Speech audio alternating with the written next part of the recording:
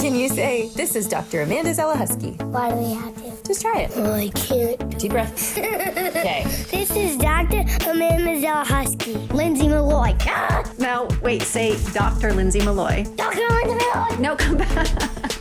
This is Dr. Lindsay Malloy. Welcome to the Parenting Podcast. One more time. And then after that, can we have a candy twist? No. Please, Mommy. Okay, ready? Pandemic Parenting Podcast. Excellent. Welcome to the Pandemic Parenting Podcast. I'm Dr. Amanda Zalahusky. And I'm Dr. Lindsay Malloy. We are two psychologists, scholars, and moms, and together we co-founded Pandemic Parenting. We're here to share science-based research and help all who care for kids navigate this challenging time together. With school recess and organized sports being canceled in many places, parents have been fully in charge of their children's physical activity for the last year or more. Backyards, driveways, and parks became safer gathering places than meeting indoors, making going outside a social benefit in addition to a physical one. I had the chance to talk with two colleagues and old friends of mine who spend their time researching the way time in green spaces impacts children, families, and communities, and how the design of the neighborhoods we live and work in impacts how we behave within them.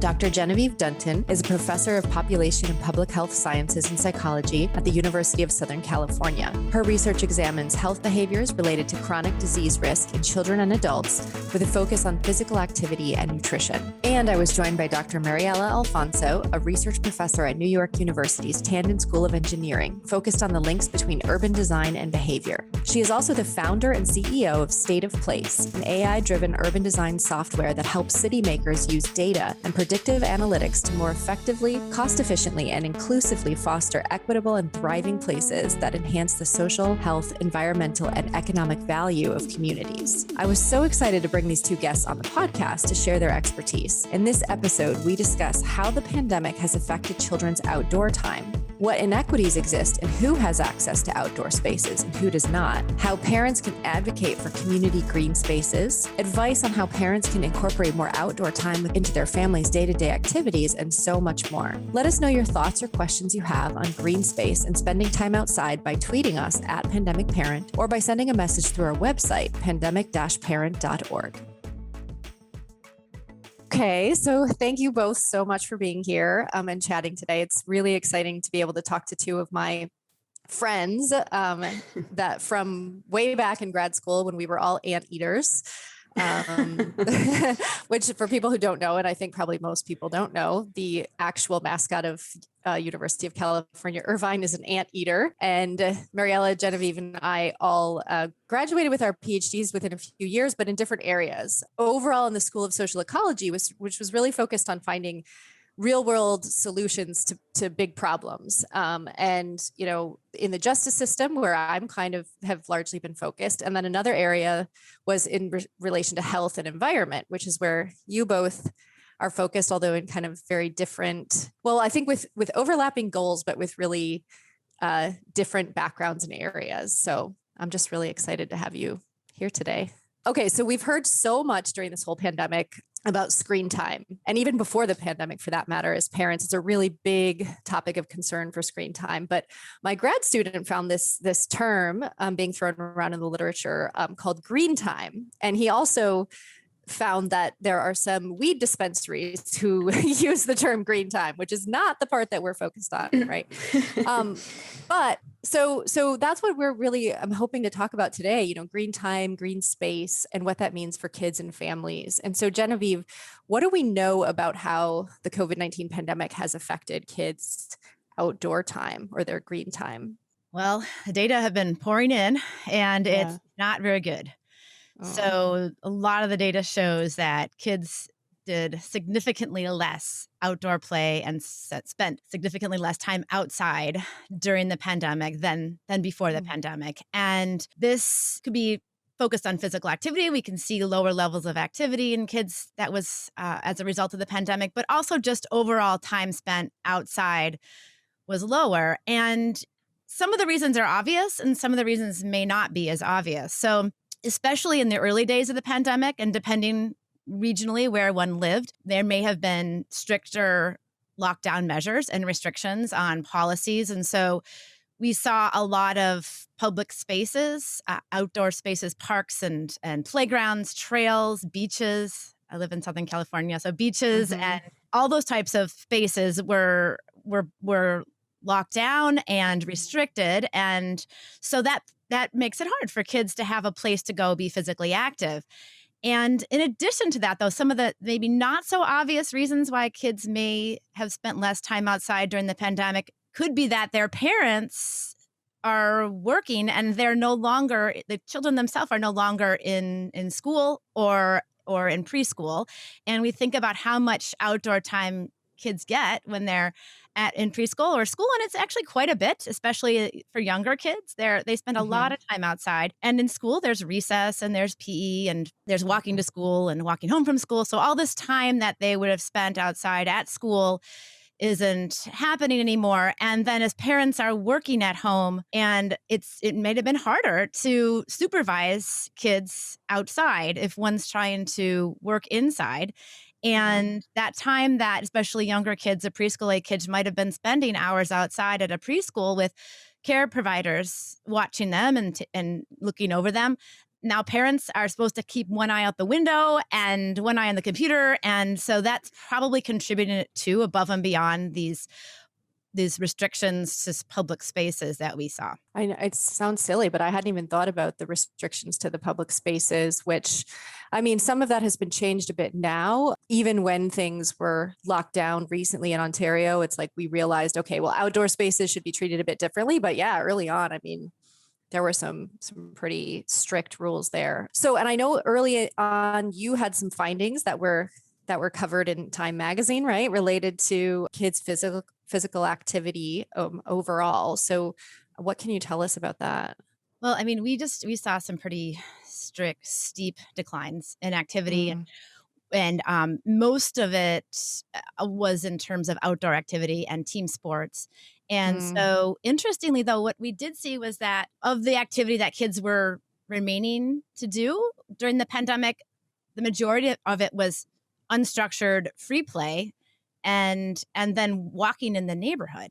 And so it's really interesting. So these are kids that may have had opportunities for team sports that were completely shut down, did various types of activity classes and lessons, karate and dance, that was all shut down. And so what was left was this, more, if they did anything, it was unstructured and just tag and hide and seek. And, a lot of that stuff is difficult inside. It's not impossible, but it can drive parents kind of crazy to have kids running around inside the house. And so it really highlighted the importance of one's yard and driveway space and then the quality of their immediate neighborhood environment and the sidewalks and access to safer streets and low crime type of areas. So certainly this all came out in our data. Yeah. And I know, Mariela, you're coming at all of this as an urban design behavior researcher and someone who's studied walkability for a really long time. And I've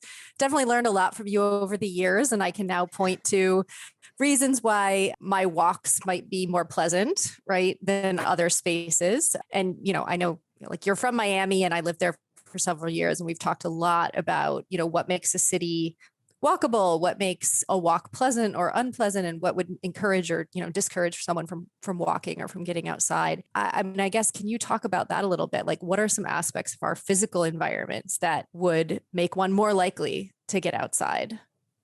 Yeah. Thanks, Lindsay. That's a great question. And kind of gets to your last point there, Genevieve, around like the kind of what was happening outside the building, outside the home, really influenced kids' ability to conduct certain activities. So like, from an urban design perspective, over the course of the last 20 years or so, my husband likes to call what I do is sort of like quantifying what people love about urban design. So I've kind of spent a couple of decades being obsessed around what are sort of the nuts and bolts of the features that we interact with down the street that most people just don't at all pay attention to, and yet completely shapes our behaviors and the likelihood of doing some things over others. So just to give you some like concrete examples, these are things like sidewalks, but not just their presence, but their quality. Are they paved nicely? Is there something between the sidewalk and the road right? Because if you think about, especially for a child, a 3-foot sidewalk next to a really busy road, which is a lot of Miami, makes it very unsafe. So even though the sidewalk is there, doesn't necessarily mean that's enough for it to be safe, which would have definitely impacted parents' level of, safety, or feeling like, oh yes, I can let my child, walk around while I'm stuck at home inside working, right? So it seems like clearly, like the width of the road, clearly access to parks and public spaces, and then other smaller things like whether there's trees. So I think that was one of the ones that you and I talked about a long time ago. Like I would lead these walks, right? And I would talk to people about urban design as part of these walks, and purposely walk them down a street that had trees, and then those that didn't have trees or other kind of features. And I would ask them, like, which one did you feel like more comfortable in? And they would always say the one with the trees. And then I kind of try to probe them to see, like, okay, well, what features do you think it is? And, sometimes they would get it, but like, it's like, hey, this one had trees, this one didn't have trees, right? And it influences a lot of things. It influences whether there's shade. It's, clearly aesthetically more pleasing. It influences the speed at which drivers drive, because the shade of the trees kind of reflecting on like car windshields, against the light, makes it just harder to see. So it just kind of, you have to slow down naturally. So you don't need to speed humps or anything like that. It just sort of happens naturally. So yeah, I mean, there's a ton of different aspects. I mean, my company, State of Place, we measure like over 150 things, so I won't list them all. But it's things that are obvious, and then often things that are not obvious, but really influence your behavior. Yeah. Street trees. That's the term that I remember learning from you. And that, I'm the type of person, I'm not very observant. So I wouldn't really notice, why is this a space that I enjoy being in versus why is this a space that I don't enjoy being in outside? Or why would I walk to this shop or library, but not take a walk in in this area? Like, what is it about it? It's fascinating to think about how just that environment shapes our behavior. So I know as a parent, I can tell if my kids are not getting enough outside time because and I'm just talking anecdotally here, right? And they're 4 and 6. And so they just get not only physically fidgety and that kind of thing, but they get moody. They get very emotionally dysregulated, I would say is the best way that I can describe it, if they're not getting outside. And it doesn't even have to be, I don't mean like 2 weeks of quarantine and that kind of extreme, but I just mean not enough time in a given day, right? So that's my experience as a parent. But what do we know from the research in terms of kids spending time outdoors and how it might affect their mental health, emotion regulation, and that sort of thing? It's pretty incredible.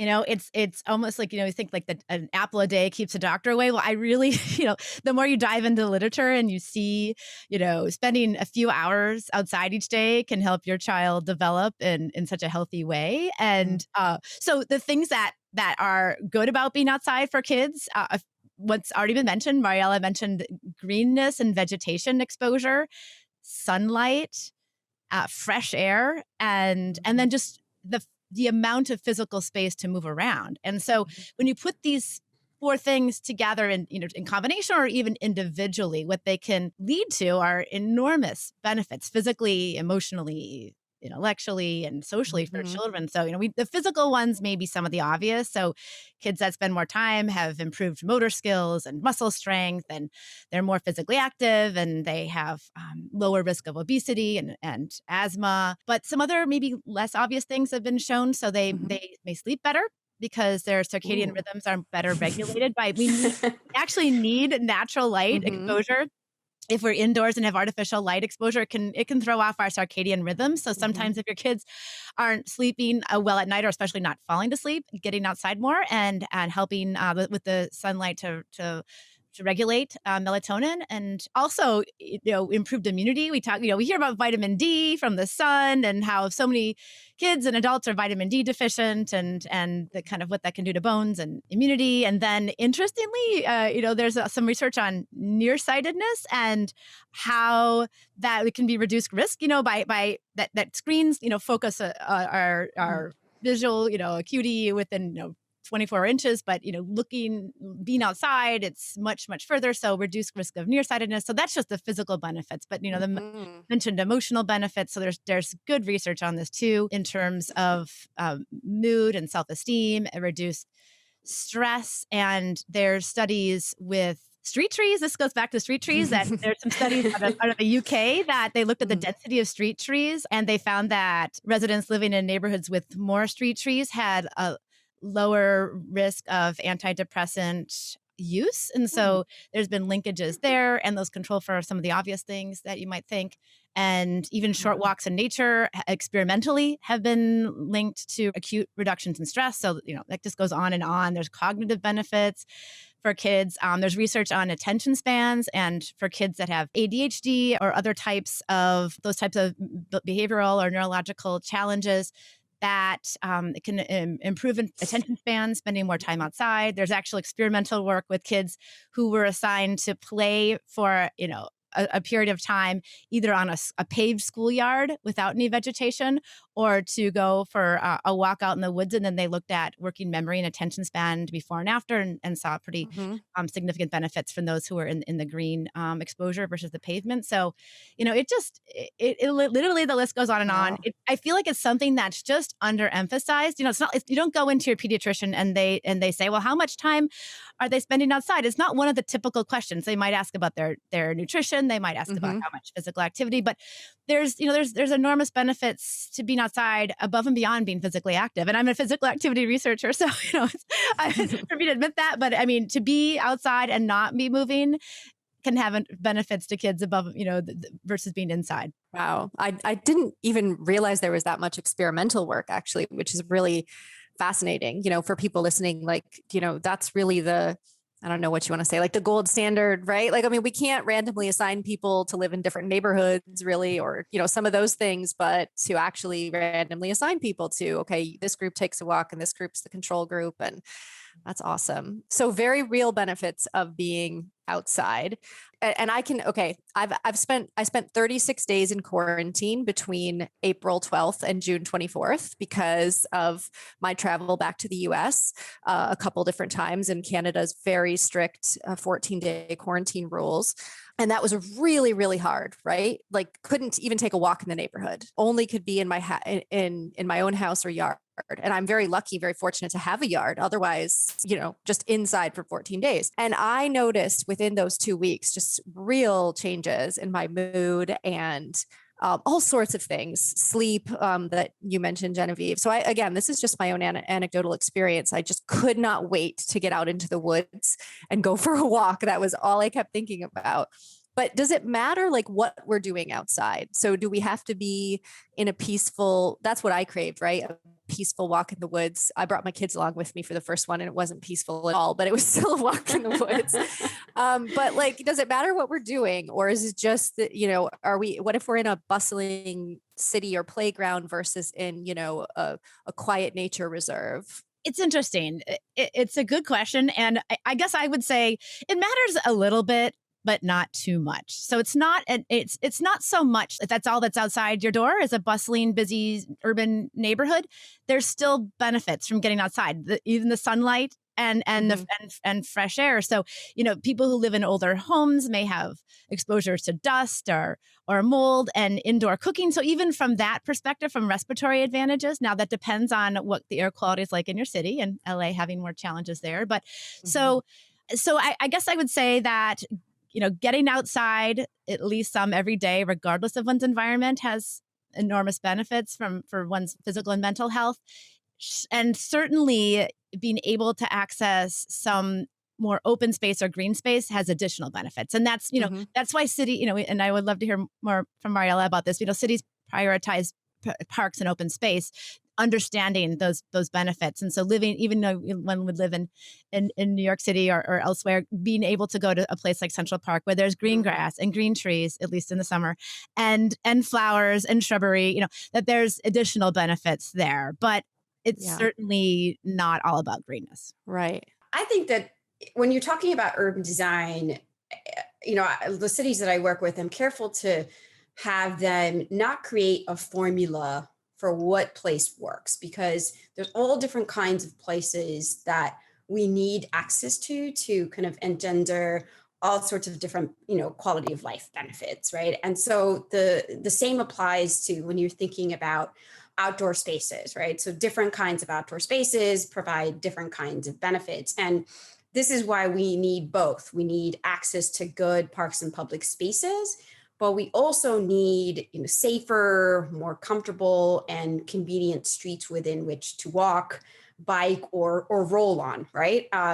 Because this promotes not just more physical activity, which, as Genevieve has spoken to, has multiple physical health benefits and mental health benefits and all the other plethora of benefits that we discussed, but it also has, from a social perspective, in addition to what you discussed, Genevieve, it increases things like sense of community, our happiness, our sense of public safety, and then has environmental benefits. So like if you're walking your kid to school or the local playground, or for a play date, or even just to run a quick errand, that means you're not getting in your car, which has serious implications for greenhouse gas and air quality and just kind of overall climate change mitigation, which is especially important to support sort of a more brighter, sustainable future for our kids, right?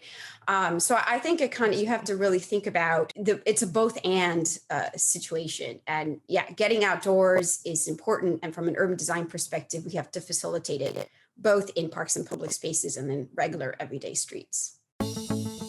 At Pandemic Parenting, we're committed to sharing our expertise and research in ways that are immediately accessible and useful to families. As part of our efforts to sustain and expand this work, Amanda and I are also available for virtual speaking engagements at your business, organization, PTO, and more. We want to help you and those you work with, grow with, and raise your children with have the chance to do so in an environment that fosters and supports your mental health. Some of the topics we speak on include parenting during the pandemic, the impact of trauma on children and families, children's development, the mental health impact of COVID-19 on employees, and more. If you or your organization are interested in potentially collaborating with us, please reach out for availability and pricing through the Request a Speaker form on our website at www.pandemic-parent.org/contact. Okay, so we've already touched on this a little bit with, I was saying how lucky I felt that I had a backyard during all these quarantines that I had to do. And a lot of people had to do the same quarantine without any access to outdoor space. And I can't even imagine. So I know in general, the COVID-19 pandemic has really laid bare or exacerbated all sorts of physical and social inequities that exist, even with respect to who is more likely to get COVID or have negative outcomes from it. So, but one of these relates to place and to neighborhood and who gets to take advantage of outdoor time versus who does not, and how the importance of that has become evident to more people, I think. So let's talk about that for a few minutes. Mariela, do you want to start us off? Yeah. So if you don't mind, I'll talk a little bit about some of the studies that have been done in this regard, both by myself and others. Last year, throughout the pandemic, the Trust for Public Land, they conducted a study that showed that in the 100 most populated cities, neighborhoods where more residents identified as Black or Hispanic and Latinx, American Indian, Alaska Native, or Asian American and Pacific Islander, so typical kind of marginalized groups, they have access to an average of 44% less park acres than predominantly white neighborhoods. And in low-income neighborhoods, it was really similar. So they averaged 42% less park access per person than in residents within high-income neighborhoods.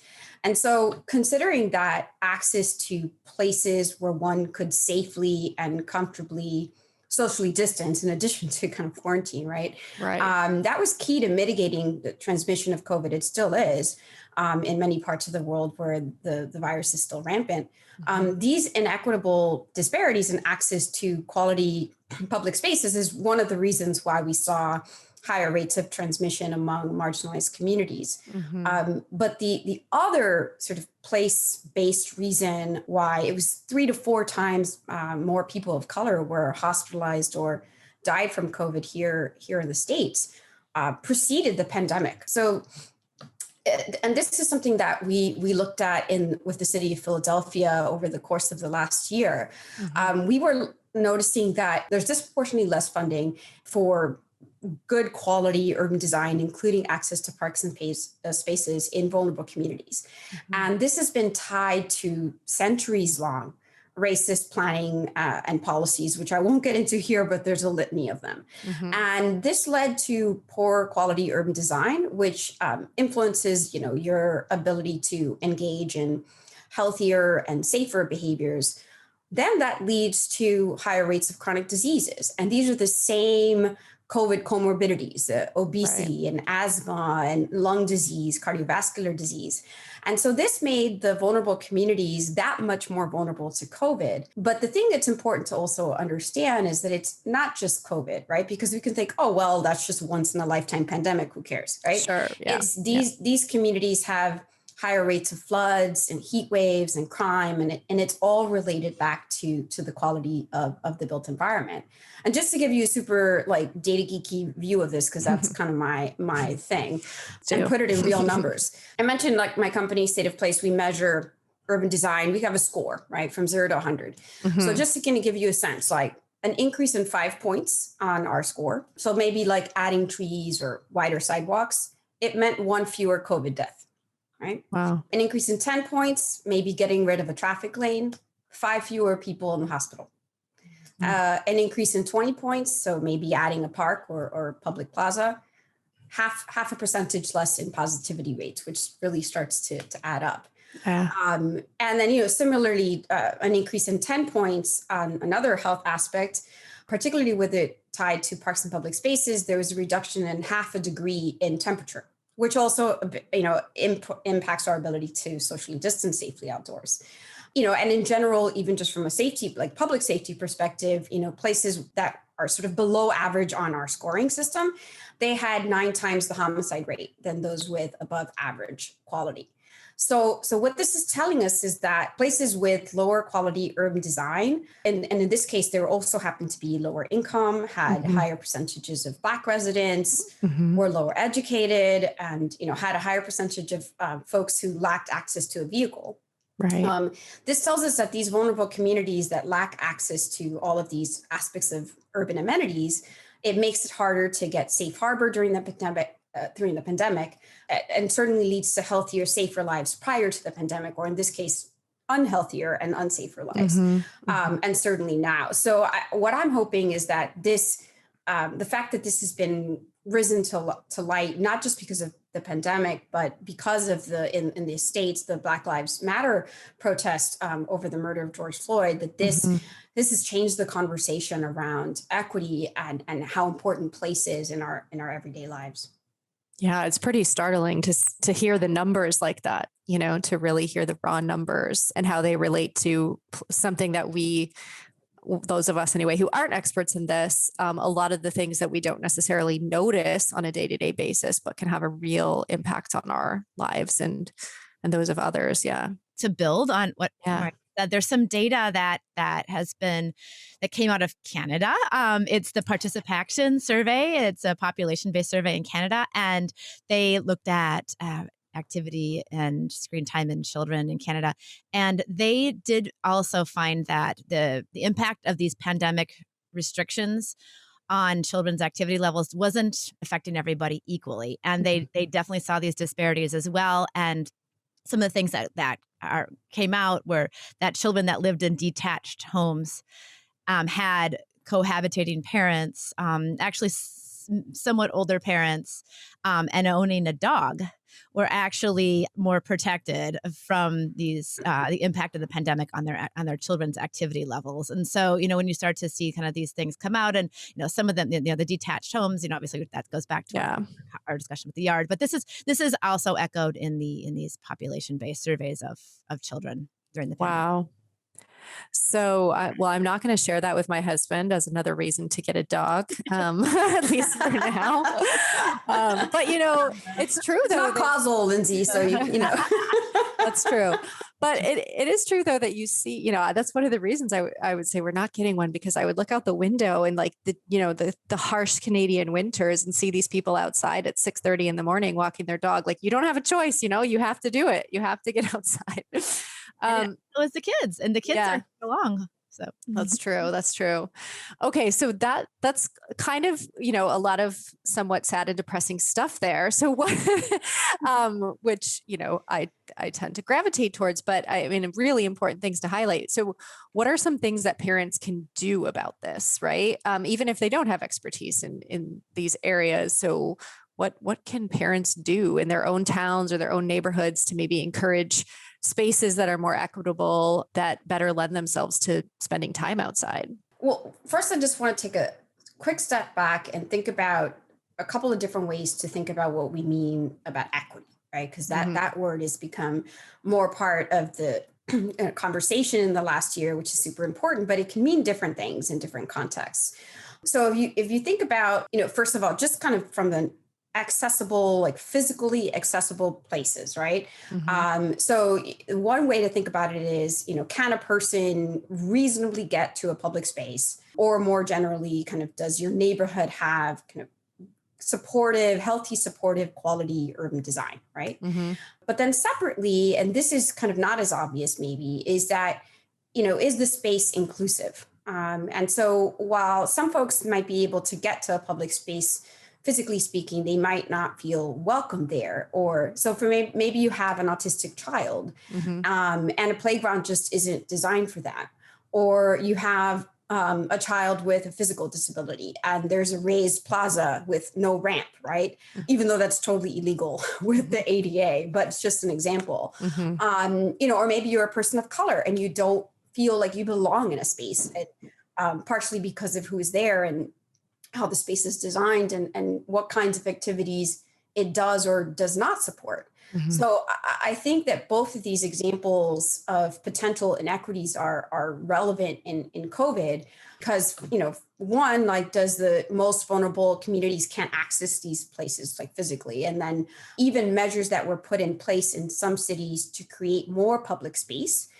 Maybe they closed some streets to traffic or they had outdoor dining. They weren't necessarily the most welcoming or even accessible or safe for people of color, as many advocates have pointed out. So taking that all context into mind, there's a few things that parents can do. First, begin to take notice of this, right? So it's like I teach people how to do advanced people watching, right? So think about the spaces that you're going to with your children, who's there and who's not there in that public space, and think about why that might be. And I think this is particularly important for kids because kids don't only benefit from public spaces, but exposure to diverse people with different needs and different preferences and perspectives within those spaces, right? Yeah, absolutely. So think, with this in mind, parents can become allies and advocates for better public spaces. They can get involved and fight for more equitable funding of parks and public spaces throughout the city. And one of these mechanisms is to think through, how does funding get done in my neighborhood? Often in the US, it's tied to hyper local property taxes. And then if you think about that, if it's a low-income neighborhood, they don't have much property tax to fund that. So, can we change that system? And what can parents do to drive that change? And also understanding that, it might impact the funding for public schools, right? So, because they're often tied to that same sort of, so being able to say, yes, we should have more equitable funding. It shouldn't be tied to the property taxes that I pay. Yeah. One other very concrete idea is just that Trust for Public Land that I mentioned. They've been a great leader and advocate around the need for more green time, if you will, and certainly more equitable access to that green time. And they have a couple of ways. There's a new bill called the Parks, Jobs, and Equity Act. And it's meant to be a $500 million emergency investment to bring more parks to especially vulnerable communities. So you can write your congressperson and they have a little form that you can do on their website. And they've also created an equitable communities fund if you want to directly sort of support that with donations and things like that. That's awesome. Very actionable items there. Thank you. I think one of the most effective things that a person can do, a parent can do, is to get to know their neighbors. And so if you go out and you talk to your neighbors, you get to know them, you build trust, they build trust with you, then you can have all eyes looking out, right? So when you send your kids outside to play, you don't necessarily have to be out there with them. If you know that, Mrs. Johnson down the street is going to have, her who's retired is going to kind of keep an eye out, make sure the kids aren't getting in trouble, or make sure nothing's, that they're, and you can trust, your neighbors. I think that building that sense of community, and it can allow for that village to form, and also begin to do more advocacy in terms of asking your city for the slow street sign. So that's been something that's been pretty common here in LA during the pandemic. And I know it's happened elsewhere. I'm not sure to what extent, but that if you reach out to your city, that they and their transportation department and say, we want to have a slow street sign in Pasadena, California, where I live, they'll come and just set that right in the middle of the street. And it says like, slow down, like children at play. And that can create, that opportunity for you to feel a little safer to have your kids outside. So those are some things that I've seen here locally. Yeah, that's much better than my method of just screaming at people if they're going too fast down my street. That makes a lot more sense. Yeah. Okay. You can just create your own sign there, Lindsay. Just do, they call that tactical urbanism. You just kind of create your own design within your street. I mean, to be honest, like I kind of did that in Miami. Like I had a lot of things I wanted to put on that sign, and none of them were nice. We've been talking about things that are more at the policy level or at your neighborhood level, but at the individual or family level, there's things that parents can do that might be quite easy, that would be just a simple little change. And so if you're looking for summer camps, choosing ones that have more outdoor time, some of them are very indoor focused. That could be when you're doing gardening or chores outside, have your kids out there either playing or even better, doing it with you, and get them to work raking or mowing lawns if they're old enough, or just helping, here and there with the garden. And, family walks obviously are a really good way to spend time together and build that family closeness, as well as being active and being outside. And so there's a lot of traditional indoor type of things that can be done outside. And this might be when your child is doing homework or reading.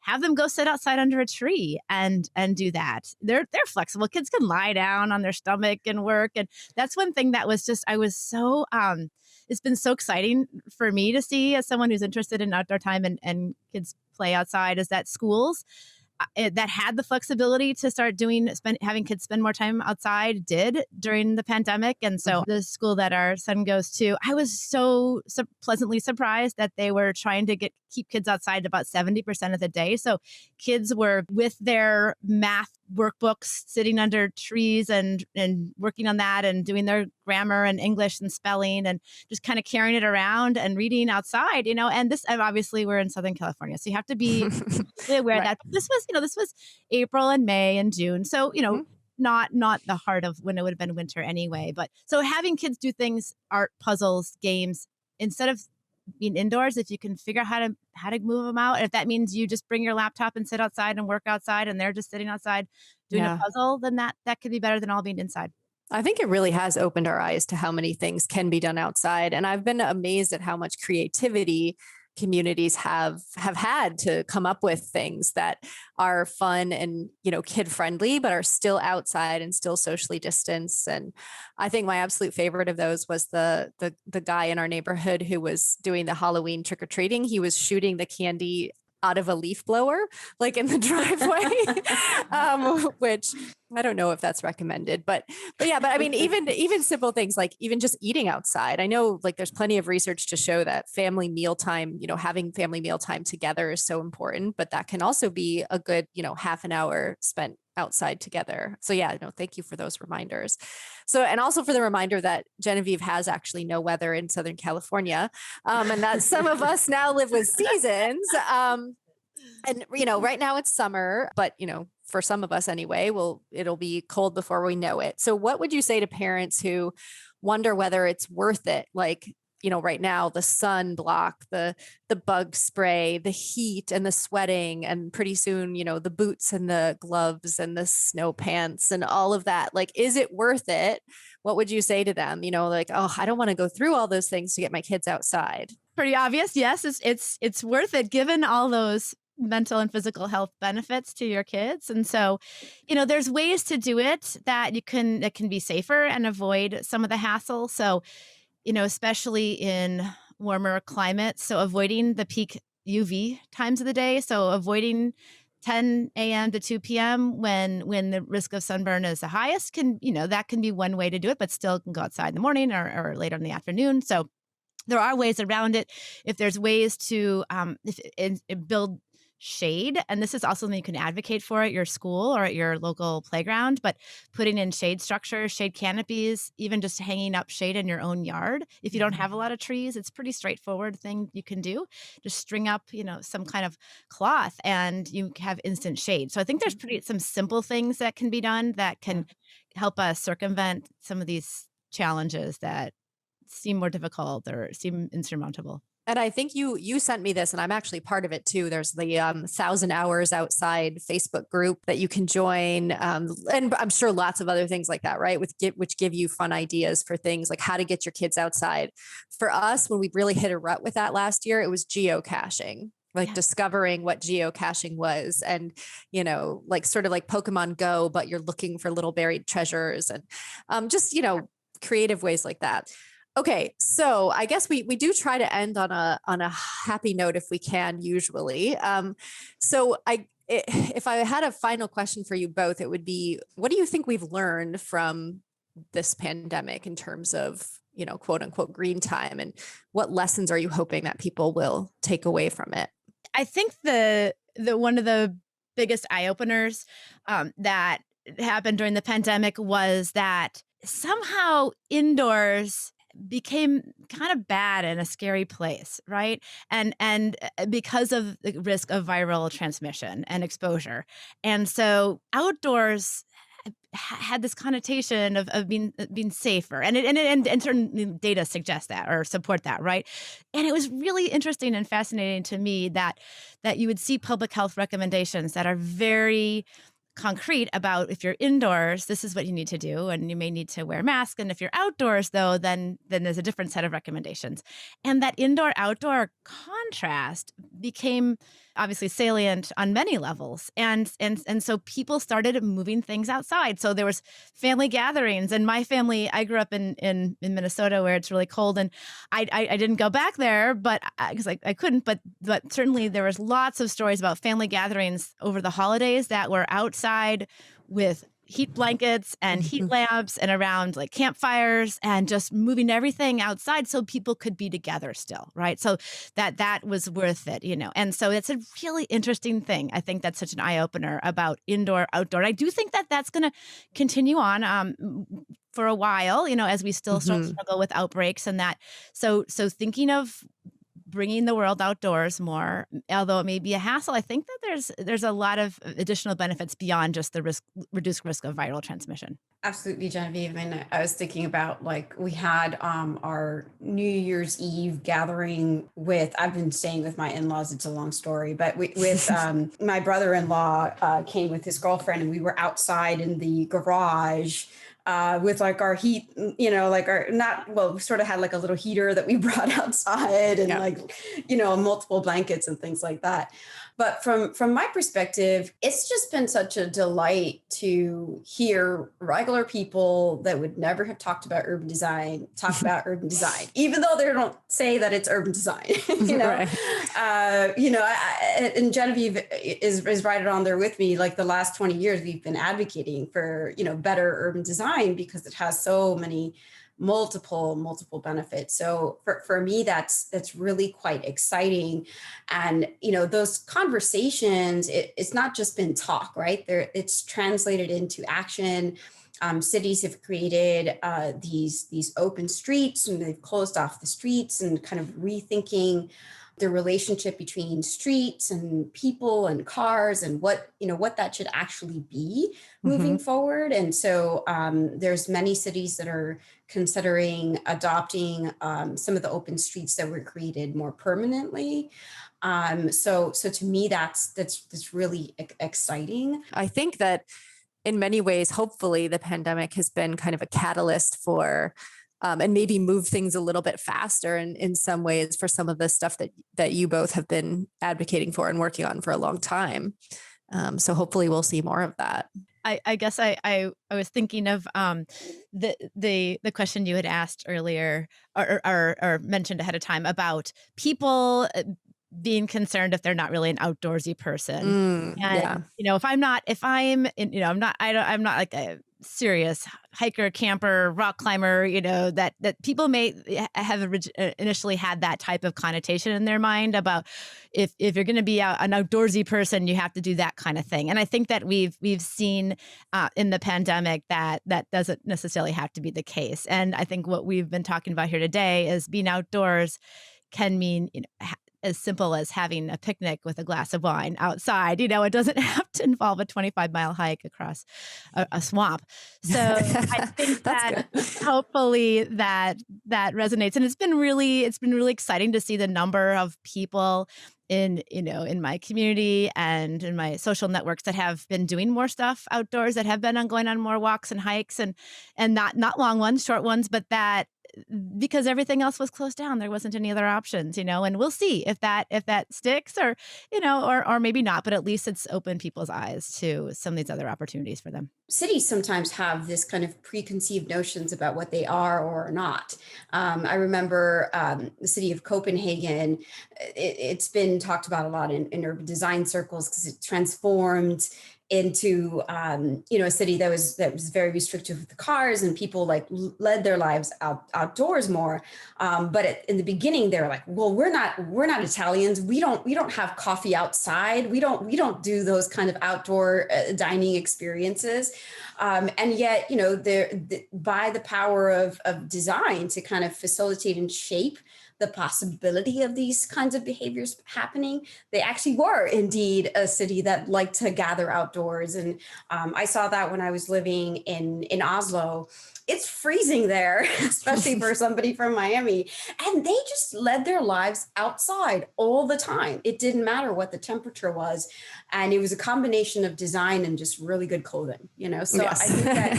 I think that the pandemic, has kind of opened our eyes. Like, we can be more of an outdoor city, even if you're in, Santa Fe, New Mexico, or, Winnipeg, Canada. I mean, it's funny, but people ask me all the time, how could you move from Miami to Canada? And we actually spend a lot more time outside up here than we did there.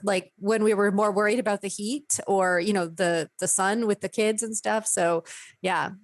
So, well, thank you both so much. This has been amazing and very enlightening for me in terms of thinking about what issues to be working on in my own town and my own neighborhood. So thank you. Thank you for joining us for this episode of the Pandemic Parenting Podcast. Make sure to hit follow or subscribe on Apple Podcasts, Spotify, or whichever platform you're listening on to be notified of future episodes. We'd also love to connect with you on social media. Look for our blue and yellow logo when you search Pandemic Parenting on Twitter, Facebook, Instagram, LinkedIn, or YouTube, and you'll find us. Or follow the links in the show notes. Let us know what you think of this episode by leaving a review on Apple Podcasts. Your 5-star review helps us move up the charts to reach even more parents and caregivers. If you have a specific question or topic you'd like us to address in a future episode, let us know. You can email info@pandemic-parent.org and mention podcast in the subject line. And this podcast isn't all we do, by the way. Pandemic Parenting is a 501c3 nonprofit providing free science-based resources for parents and all who care for children while navigating the COVID-19 pandemic. To learn more about our organization and access our extensive library of webinars, videos, blogs, and more, visit www.pandemic-parent.org. www.pandemic-parent.org. Lastly, this show wouldn't be possible without supporters like you. Lindsay and I donate our time to this podcast, but we do have an incredible team working behind the scenes to make this all happen. If you'd like to support the show beyond leaving your 5-star review, visit www.pandemic-parent.org/support and donate today. Thanks for listening. Hope you can join us next time.